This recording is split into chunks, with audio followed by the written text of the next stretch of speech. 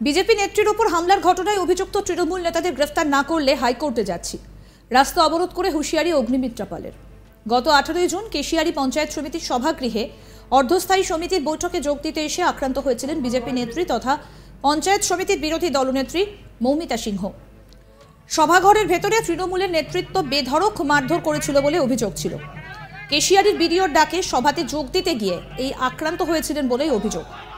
ঘটনার পর প্রচন্ড মার খেয়ে আহত হয়ে হাসপাতালে ভর্তি হতে হয়েছিল বিজেপির ওই মহিলা নেত্রী মৌমিতা সিংহকে। সেই ঘটনায় অভিযুক্ত তৃণমূল নেতাকর্মীদের গ্রেফতারের দাবিতে মঙ্গলবার বেলা 1টা নাগাদ কেশিয়ারি এলাকায় রাস্তা অবরোধ করে বিক্ষোভ দেখালেন বিজেপি নেত্রী অগ্নিমিত্রা পাল। কেন পুলিশের সঙ্গে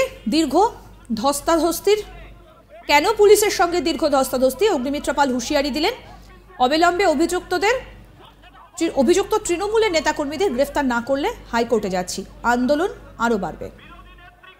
কি বলছেন বিজেপি নেত্রী অগ্নিমিত্রা পাল শুনবো। আমাদের নেত্রী, আমাদের বিরোধী দলনেত্রী মৌমিতা সিংহকে কদিন আগে এখানে ভিডিও তাকে অফিসে ডাকে মিটিং হবে বলে, আলোচনা হবে বলে, এবং তিনি যাওয়ার পরে সেখানে তৃণমূলের নেত্রী কল্পনা শীট এবং সেখানকার আরও তৃণমূলের নেতা উত্তম শীট এবং আরও অনেকে ছিল। ভিডিওর সামনে তাকে প্রচণ্ড মার মারে এবং শুধু মারা নয়, তার শাড়িও টানাটানি করা হয়, শ্লীলতাহানি করা হয় এবং তার একটি হাতে প্লেট বসানো আছে, ভেঙে গেছিল, সেই হাতটাও মুচড়ে দেওয়া হয়। প্রচণ্ড অসুস্থ হয়ে অজ্ঞান হয়ে পড়ে এবং অজ্ঞান থেকে জ্ঞান আসার পর বারবার সে ভিডিওকে বলে যে আমাকে হাসপাতালে নিয়ে চলুন, আমি অসুস্থ বোধ করছি, কিন্তু ভিডিও তাকে হাসপাতালে নিয়ে যায় না। ভিডিও বলে আপনি বাড়ি চলে যান। তাই আমরা আজকে অবস্থান বিক্ষোভ করেছি।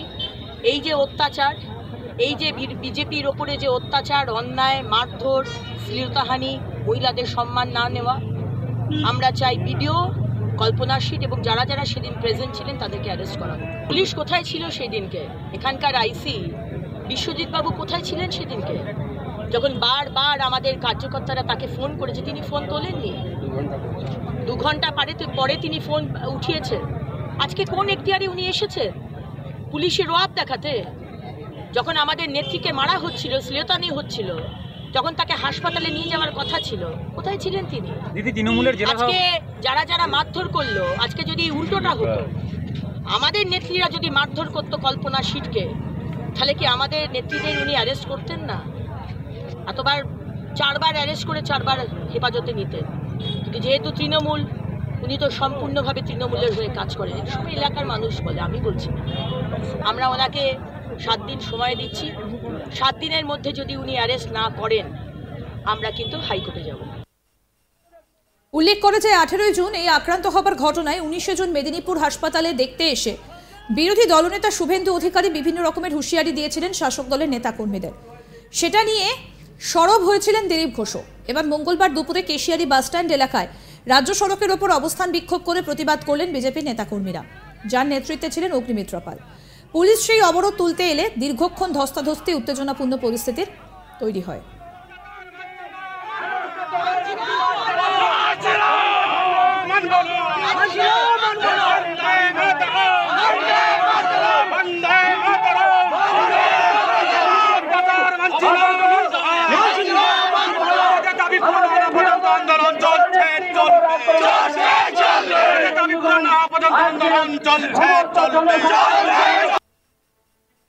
আমাদের প্রতিনিধি শাহজাহান আলী কি প্রতিবেদন তুলে ধরেছেন শোনাবো এবার।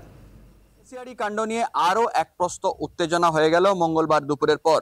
এবার কেশিয়ারি বাস স্ট্যান্ড এলাকাতে মৌমিতা সিংহ কাণ্ড নিয়ে প্রতিবাদে সামিল হলেন বিজেপির রাজ্য সাধারণ সম্পাদিকা অগ্নিমিত্রা পাল।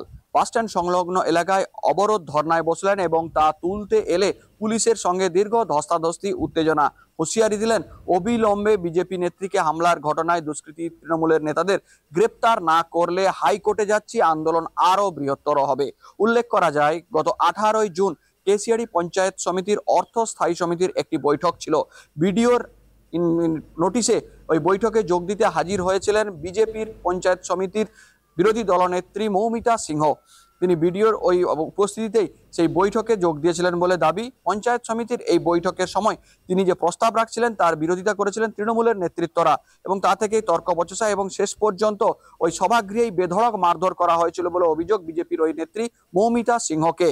এবং মারধরকে সেখানে পড়ে থাকলে তাকে পরিবারের লোকেরা ও বিজেপির লোকেরা সেখান থেকে উদ্ধার করে চিকিৎসার জন্য পাঠায় হাসপাতালে।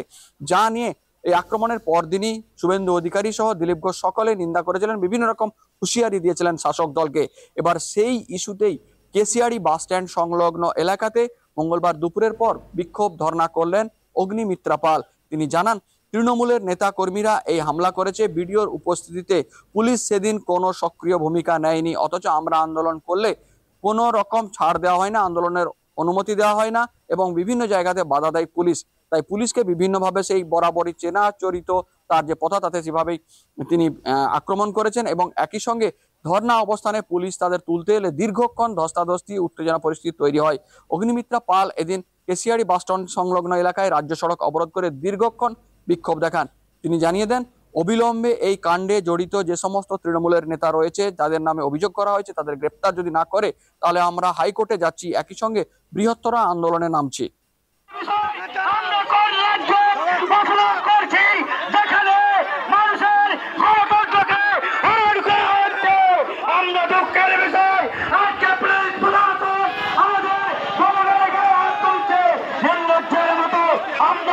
আন্দোলনকে গণতন্ত্র প্রক্রিয়ায় আমরা এই আন্দোলনকে আমাদের দাবিকে আমরা উজ্জ্বলিত করতে চাই।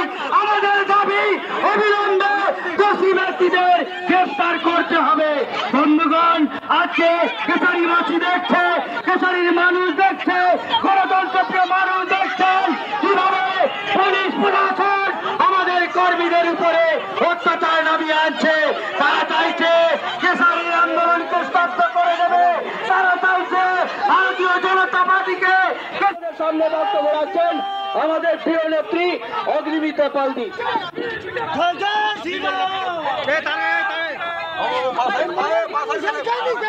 মাননীয়া মৌমিতা সিংহজি যেদিন মার খেলেন, বিজেপি নেত্রীর ওপর হামলার ঘটনায় অভিযুক্ত তৃণমূল নেতাদের গ্রেফতার না করলে হাইকোর্টে যাচ্ছি, রাস্তা অবরোধ করে হুঁশিয়ারি অগ্নিমিত্রা পালের। গত 18 জুন কেশিয়াড়ি পঞ্চায়েত সমিতির সভাগৃহে অর্ধস্থায়ী সমিতির বৈঠকে যোগ দিতে এসে আক্রান্ত হয়েছিলেন বিজেপি নেত্রী তথা পঞ্চায়েত সমিতির বিরোধী দলনেত্রী মৌমিতা সিংহ। এই বিষয় নিয়ে কি বলছেন অগ্নিমিত্রা পাল শোনাবো।